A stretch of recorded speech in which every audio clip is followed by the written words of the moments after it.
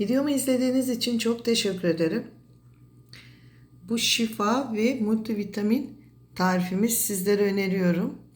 Karadut yaprağıyla bulgur pişirmiş olduğum yaprak aşını sizlere sağlık şifa olsun. Yaz günü yoğurtla fresh, sağlıklı, serinleten bu yemeği sizlere öneriyorum. Hepinize afiyet olsun. Eğer videomu beğendiyseniz lütfen kanalıma abone olmayı, beğenmeyi, yorum yazmayı, bundan sonraki tariflerimden haberdar olmak için lütfen zil tuşuna basınız. Merhaba arkadaşlar, Server'in mutfağına hoş geldiniz. Bugün sizlere dut ağacından dut yaprağı topladım. Yaprakların yalnız en küçüklerinden topladım. Bakın ne kadar taze. Karadut yaprağı bu. Karadut yaprağından ben size yaprak aşı yapacağım arkadaşlar.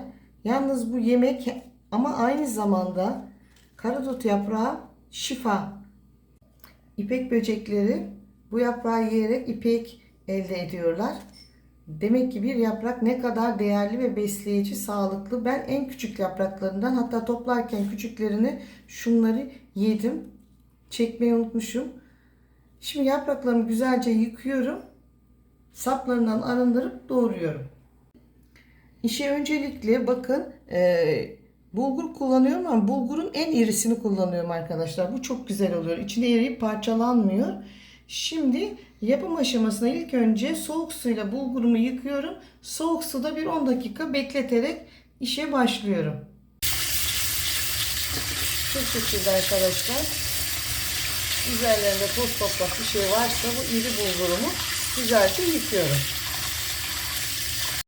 Şöyle soğuk su döküyorum üzerine. Bir 15 dakika beklesin. Arkadaşlar şöyle yaprağımız 300 gram bir yaprağım var.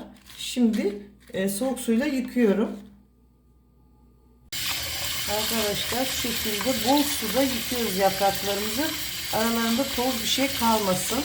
Parça parça yıkıyorum. Süzgüye alıp süzdürüyorum daha sonra. Suları kesinlikle atmıyoruz. Çiçeklere veriyoruz yıkadığımız suları. Bu şekilde yapraklarımızı hazırlıyoruz. Bir büyük baş kuru soğanım var.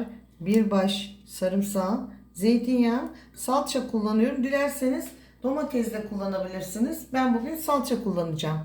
Domates salçası.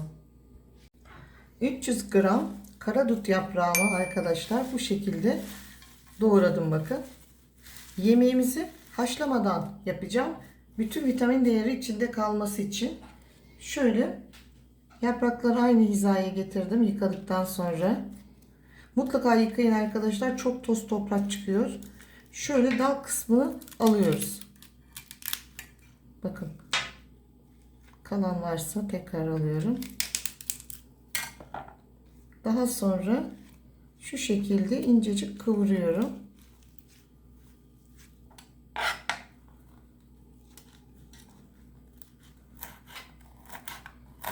Şöyle yarım santim kalınlığında doğruyorum. Değerli besini sizlere öneriyorum. Düşünün bir yapraktan ipek böceği çıkıyor. Ne kadar değerli olduğunu arkadaşlar siz düşünün. İçinde bunun baktım ben inceledim. Vitamin değeri çok yüksek. Yok içinde her türlü vitamin var. Bu şekilde devam ediyorum. İkinci demetimde son kalan. Şöyle yapıyoruz. Biraz derince alıyorum. Dal kısmı sert oluyor çünkü. Böyle yerde kıvırıyorum. Bakın. Şöyle yarım santim kalınlığında kesiyorum. 300 gram yaprağı, 1 su bardağı 200 mililitre iri bulgur kullanıyorum. Bir büyük baş soğanı, kuru soğanımızı doğradık. 1 çay bardağı zeytinyağı. Soğanımızın iyice yumuşayıp kavrulmasını bekleyeceğiz. Soğanımız yumuşadı. İçerisine doğramış olduğumuz sarımsakları ilave ediyoruz.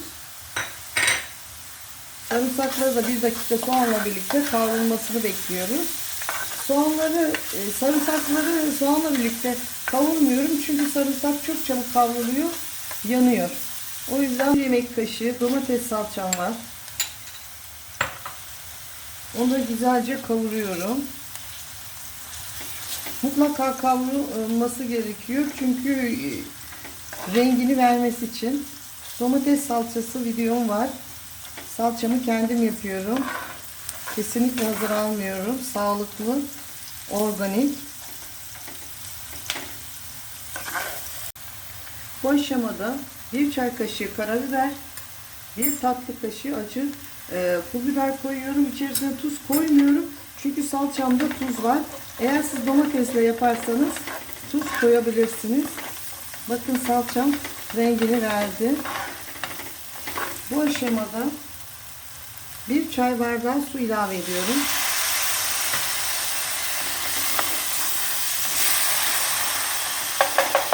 İyice domates rengini versin.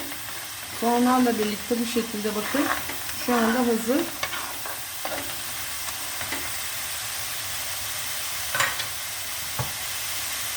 Yapraklarımı kavurmaya başlıyorum.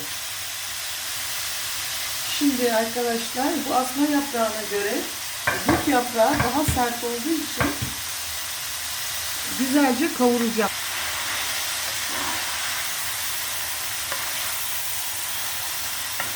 Haşlayıp da koyabilirsiniz ama vitamin değeri gider. Bu yöntemle yaparsanız eğer bütün vitamini değeri içinde kalır. Biliyorsunuz ben haşlamaya karşıyım. Hep yemeklerin içinde kalmasını istiyorum vitamin ve değerleri. Şimdi ocağın altını kısıyorum. Kapağını kapatıyorum. Bir 10-15 dakika yapraklarımın yumuşamasını bekliyorum. 1 çay bardağı daha su ilave ediyorum arkadaşlar. Kolay yumuşaması için yapraklarımın kısık ateşte. Önce şimdi yaprak kendi suyunu verecek. Daha sonra suyunu çekecek. Daha sonra da bulgurunu ilave edeceğiz. Şimdi 15 dakika bekliyoruz. Kapağı kapatıyoruz. Güzelce yapraklarımız yumuşadı ve kavruldu.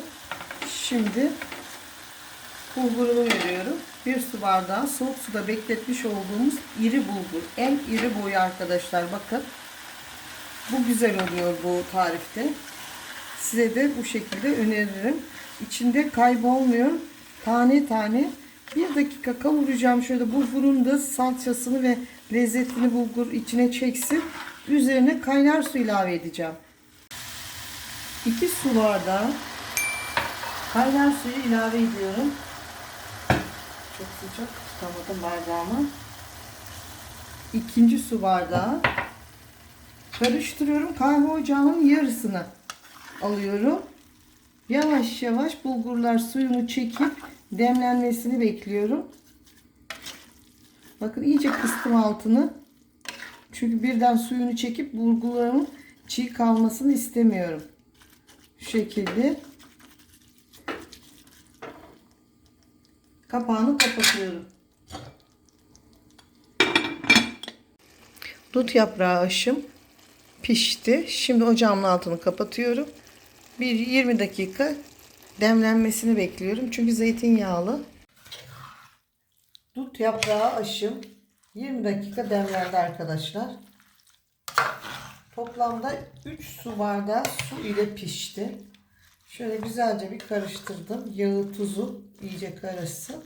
Şimdi şöyle dut yapraklarından dekor amaçlı bir tabağımı hazırladım. Üzerine yerleştiriyorum. Arkadaşlar bu bir yemek ama aynı zamanda bu bir multivitamin şifa deposu. Bu güzel tarifimi sizlere öneriyorum.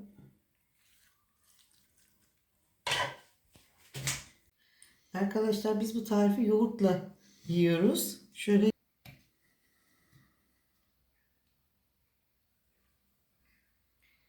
videomu izlediğiniz için çok teşekkür ederim. Bu güzel tarifimi beğendiyseniz eğer lütfen kanalıma abone olmayı, beğenmeyi, yorum yazmayı unutmayınız. Hoşça kalın. Sağlıkla kalın, mutlu kalın. Lütfen Server'in mutfağını izlemeye devam edin. Arkadaşlar sizin için tadım tabağı hazırlıyorum. Şimdi tadacağım arkadaşlar. Bakın şimdi şu güzelliğe. Bu şekilde üzerine yoğurt koyarsanız yoğurtla birlikte muhteşem bir lezzet oluyor. Şöyle karıştırarak alıyorsunuz. Muhteşem bir lezzet arkadaşlar. Şahane. Lütfen bu şifa multivitamin tarifimi sizlere öneriyorum. Şöyle kaşık kaşık yiyiverin arkadaşlar. Hepinize afiyet olsun.